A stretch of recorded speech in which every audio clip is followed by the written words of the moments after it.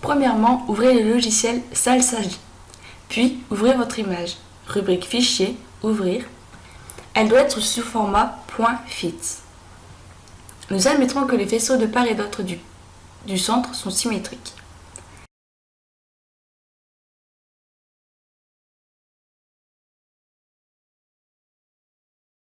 Allez dans la rubrique Images, Informations. Ainsi, nous connaissons de nombreuses informations sur l'image du spectre. La hauteur de l'image.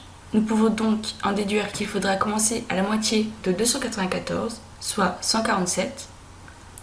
Le nombre de pixels avant le début de l'image, sa conversion en angstrom, et enfin la conversion de pixels en angstrom. La conversion d'un pixel en arcsec. Vous pouvez commencer par créer votre tableur en premier ou le faire petit à petit. Voici un exemple. Nous pouvons donc commencer. Tracez un trait simplement à l'aide de votre souris. Veillez à ce que Y soit égal à 147 et que le trait soit bien droit. Puis, placez votre souris au centre du faisceau lumineux. Ici, nous étudions celui du milieu. Puis, rentrez les données obtenues dans votre tableur. Faites de même 15 pixels plus bas, soit avec Y est égal à 162. Ainsi, vous devriez avoir ceci. Puis, reportez X et Y. Continuez ainsi jusqu'à la fin de l'image, soit Y est égal à 282. Maintenant, il faut calculer la distance au centre, en pixels. Pour cela, il suffit de rentrer la formule égale B1 moins B1 dans la case B2, puisque 147 est le centre de l'image. Pour faciliter, il suffit d'étirer cette case jusqu'en K2. Les étirements vont permettre d'éviter de recopier les formules à chaque fois. Les signes $ sont importants puisqu'ils fixent la cellule dans la formule. Afin de calculer θ en arcsec, il faut là aussi entrer une formule en B4 et l'étirer en K4. Cette formule est égale B2 fois 0,82.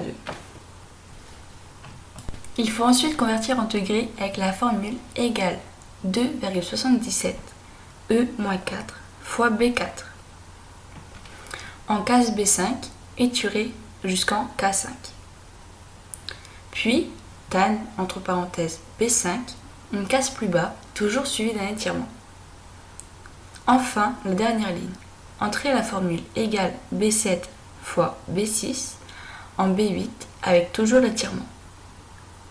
La première partie du tableur basé sur Y est finie. Nous avons notre distance réelle. Maintenant, nous nous occuperons de la partie X. Nous commençons par la conversion en angstrom des pixels avec la formule égale B12 fois 0,98 dans la case B13 jusqu'en K13. Pour obtenir les lambda observés, c'est encore une fois une conversion grâce à une formule égale B11 plus B13, le tout divisé par 10, en B15 jusqu'en K15.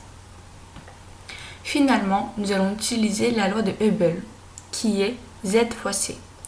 Z étant le redshift, soit lambda observé moins lambda réel divisé par lambda réel, et C étant la vitesse de la lumière. C'est pourquoi on entre la formule B15 moins B14 divisé par B14 fois 199 792 458 en B16 jusqu'en K16. Nous avons maintenant toutes les informations nécessaires pour faire la courbe de rotation de NGC 7083. Vous pouvez le faire avec votre logiciel de tableur ou en utiliser un autre. Mais n'oubliez pas que la ligne 8 sera l'abscisse et la ligne 16 sera l'ordonnée. Vous devriez obtenir ceci.